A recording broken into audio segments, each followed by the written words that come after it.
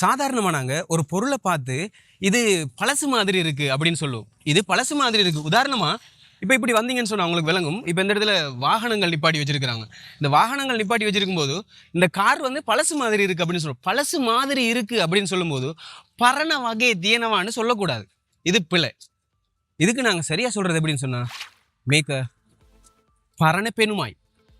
பரண பெணுமாய். பரண பெணுமாய்ன்னு சொன்னால் பழைய நிறமாய் இருக்குது, அதாவது பழசு மாதிரி இருக்குன்னு சொல்லும்போது பரண பெணுமாய். பரண பெணுமாய் அப்படின்னு சொல்லணும். இது கொஞ்சம் அசிங்கமாக இருக்குன்னு சொல்லும்போது மேக்க கெத்தப்பாட்டாய்.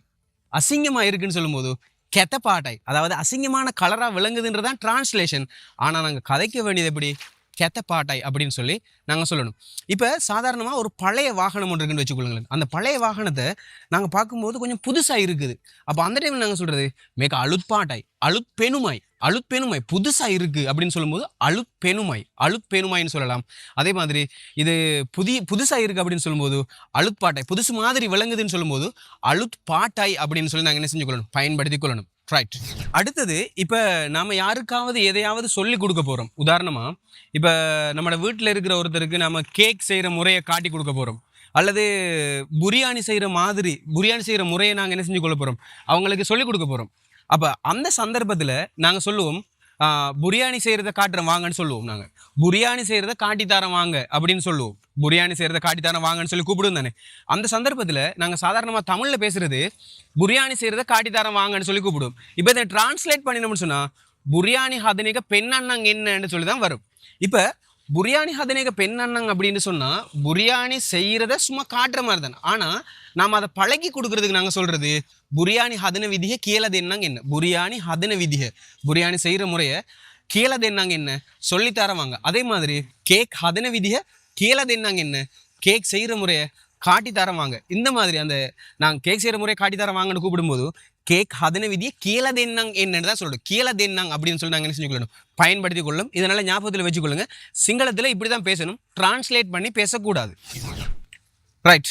அடுத்ததான் நாங்கள் பார்க்க போகிறது இப்போ நாம் ஒரு இடத்தால் வரும்போது நம்ம ஒரு இடத்துக்கு போயிட்டு வர சந்தர்ப்பத்தில் நாங்கள் சொல்லுவோம் கொஞ்சம் குனிஞ்சு வாங்க அப்படின்னு சொல்லுவோம். இந்த சந்தர்ப்பத்தில் நாங்கள் சிங்களத்தில் எப்படி சொல்கிறது? குனிஞ்சு வாங்கன்னு சொல்கிறதுக்கு நாங்கள் சிங்களத்தில் சொல்கிறது நெவிலா. என்ன நெவிலான்னு சொன்னால் 3 அர்த்தங்கள் தரும். ஒன்று என்ன தெரியுமா? வளைஞ்சிருக்குது. நெவிலா தீனவா. மே கம்பியே நெவிலா தீனவா. இந்த கம்பி வளைஞ்சு போயிருக்குது. இந்த கம்பி வளைஞ்சு போயிருக்குது. மே கம்பியே நெவிலா தீனவா. இப்போ நெவிலான்னு சொன்னால் மடிஞ்சிட்டுது. நெமெனவான்னு சொன்னால் மடியுதுன்னு அர்த்தம். நெமெனவான்னு சொன்னால் மடியுது.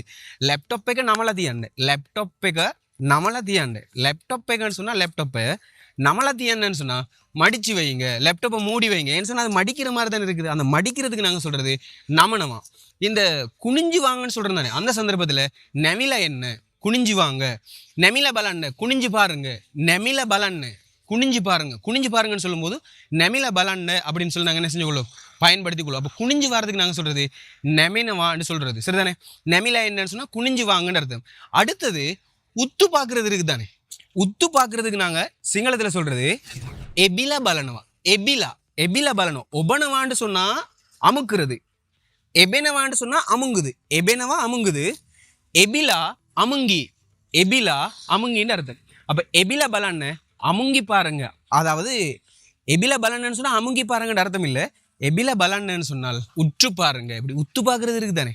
உத்து பார்க்குறதுக்கு நாங்கள் எபில பலனவான்னு சொல்கிறது. ஆனால் நீங்கள் ஒரு விஷயத்தினால ஞாபகம் வச்சுக்கொள்ளணும்.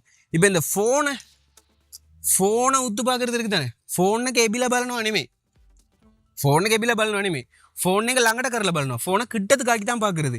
ஆனால் ஏதாவது ஒரு ஓட்டைக்குள்ளே அல்லது ஏதாவது ஒரு சுவருக்குள்ளே நாங்கள் உத்து பார்க்குறதுக்கு நாங்கள் சொல்கிறது எபில பலனவா. எபில பலனவான்னு சொன்னால் உத்து பார்க்குறது. உத்து பார்க்குறதுக்கு நாங்கள் எபில பலனவான்னு சொல்லி நாங்கள் என்ன செஞ்சு கொள்ளும்?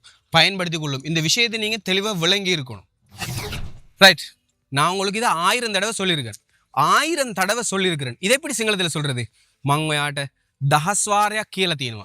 தஹஸ்வாரியா கீழே தீனவா 1000 தடவை சொல்லியிருக்கிறேன். தஹஸ்வாரியா கீழே தீனவா 1000 தடவை சொல்லியிருக்கிறேன். தஹஸ்வாரியா கீழே தீனவா 1000 தடவை சொல்லியிருக்கிறேன்.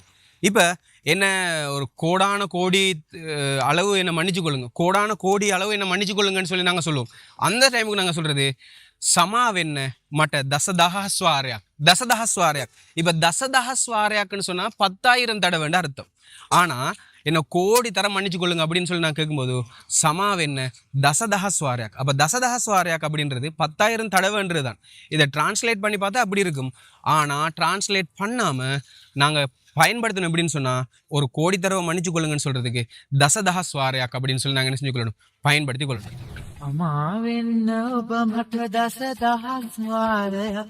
அப்படின்னு ஒரு பாட்டு ஒன்று இருக்குது, அந்த பாட்டை நீங்கள் பார்த்துக்கொள்ளலாம். நான் டெய்லி කාලේල ඉඩියපෙන් சாப்பிட்றது. මම හැමදාම උදේට ඉඳියප්ප කනවා. මම හැමදාම උදේට ඉඳියප්ප කනවා. நான் හැමදාම எந்த நாளும் ஒவ்வொரு நாளும் உதேட்ட காலையில் இடியாப்ப கனவா இடியாப்பம் சாப்பிடுவேன். ஒரு சின்ன சேஞ்சுக்கு மாதிரி, கொஞ்சம் டிஃப்ரெண்டா ஒரு சின்ன சேஞ்சுக்கு மாதிரி இன்றைக்கு நான் புட்டு சாப்பிட போகிறேன். இப்படி நாங்கள் சொல்லுவோம் தானே. இப்போ உதாரணமாக இப்படி சொல்லுவோம், ஒவ்வொரு சனிக்கிழமையும் ஒவ்வொரு ஞாயிற்றுக்கிழமையும் இந்த பாக்குக்கு வரோம். ஒவ்வொரு ஞாயிற்றுக்கிழமையும் சொல்லும்போது ஹெம இரிதாம டிரான்ஸ்லேட் பண்ணும்போது ஒவ்வொரு ஞாயிற்றுக்கிழமையும் சொல்லும்போது எக்கேக்க இரிதான்னு வரும். டிரான்ஸ்லேட் பண்ணினா அது டிரான்ஸ்லேட் பண்ணக்கூடாது. ஒவ்வொரு ஞாயிற்றுக்கிழமையும் சொல்லும்போது நாங்கள் ஹெம இரிதாமன்னு சொல்லணும். ஹெம இரிதாம பார்க்க கிடையாதுமா. ஒவ்வொரு ஞாயிற்றுக்கிழமையும் நாங்கள் பாக்குக்கு வரோம். ඇවිල්ලා අපි හැමදාම බුරියානි කනවා. හැම ඉරිදම අපි බුරියානி கனவா. ஒவ்வொரு ஞாயிற்றுக்கிழமையும் நாங்கள் புரியாணி சாப்பிட்றோம். ஒரு சின்ன சேஞ்சுக்கு மாதிரி, ஒரு சின்ன மாற்றத்துக்கு மாதிரி இன்றைக்கு நாங்கள் பீஸா சாப்பிடுவோம். ஒரு சின்ன சேஞ்சுக்கு மாதிரி பீஸா சாப்பிடுவோம். அந்த சேஞ்சுக்கு மாதிரி ஒரு சின்ன டிஃப்ரெண்டாக இன்றைக்கு சாப்பிடுவோம்னு சொல்லும்போது நாங்கள் பொடி வெனசக்கடத்தைக்க அதை பீஸா காமு. பொடி வெனசக்கடத்தைக்க ஒரு சின்ன சேஞ்சுக்கு மாதிரி, ஒரு சின்ன சேஞ்சாக இருக்கட்டுமே அப்படின்னு சொல்கிறதுக்கு நாங்கள் பொடி வெனசக்கடத்தைக்க அப்படி அதை பீஸா காமு. பொடி வெனசக்கடத்தைக்க அப்படின்னு சொன்னால் ஒரு சின்ன மாற்றத்துக்கு ஏற்ப என்று சொல்கிறதுக்கு நாங்கள் பொடி வெனசக்கடத்தைக்க அப்படின்னு சொல்லி நாங்கள் என்ன செஞ்சு கொள்வோம், பயன்படுத்தி கொள்வோம். இப்போ இன்னும் ஒரு விளக்கம் இருக்குது. என்னென்னு தெரியுமா? இப்போ அம்மா கிட்ட போய் 100 ரூபா காசு வாங்கிட்டு வாங்கன்னு சொல்கிறோம். அம்மா கிட்ட போய் 100 ரூபா காசு வாங்கிட்டு வாங்கன்னு சொல்கிறோம். அதாவது அம்மா கிட்ட இருந்து அம்மாட்ட இருந்து ஒரு 100 ரூபா காசு வாங்கிட்டு வாங்கல அப்படின்னு சொல்கிறோம் தானே. அம்மாட்ட இருந்து 100 ரூபா காசு வாங்கிட்டு வாங்க. இதை எப்படி நாங்கள் சிங்களத்தில் சொல்கிறது? அம்மாண்டா அம்மா தான். கிட்ட லாங்க இருந்து இந்தலா அம்மா லாங்க இந்தலா 100 ரூபா ருபியால் சீயாக்கும் வாங்கிட்டு வாங்க இல்லைங்கண்ணே என்ன. அம்மா லாங்க இந்தலா ருபியால் சீயாக்கு இல்லைங்கண்ணே என்ன. இப்படியா சொல்கிறது? இது பிழை. அம்மாவிடம் இருந்து யாராவது ஒருத்தரிடம் இருந்துன்னு சொல்லும்போது நாங்கள் கென்னு பயன்படுத்தணும். அம்மகெங் ருபியால் சீயாக் இல்லைங்கண்ணே என்ன. கென்னு சொன்னால் இடம் இருந்துன்னு அர்த்தம். யாராவது ஒருத்தரிடம் இருந்துன்னு சொல்லும்போது கென்னு நாங்கள் என்ன செஞ்சு கொள்ளணும், பயன்படுத்தி கொள்ளணும். அம்மகெங் ருபியால் சீயாக் இல்லைங்கண்ணே என்ன.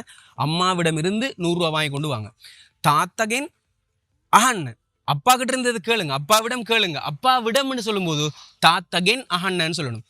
மல்லிகன் இல்லகண்ணு தம்பிக்கிட்ட இருந்து கேட்டுக்கொள்ளுங்க, தம்பிகிட்ட இருந்து வாங்கி கொள்ளுங்கன்னு சொல்லும்போது மல்லிகன் இல்லகண்ணு.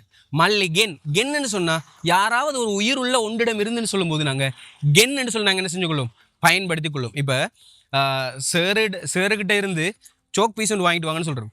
சேகெங் சோக் பீஸுக்கா கில்ல கண்ணு. சேரிடம் இருந்து சோக் பீஸுக்கா கில்ல கண்ணு. ஒரு சோக் பீஸை வாங்கிக்கொள்ளுங்க. ரைட். இந்த வீடியோவில் நீங்கள் நிறைய விஷயங்கள் படிச்சிருப்பீங்க அப்படின்னு நினைக்கிறேன்.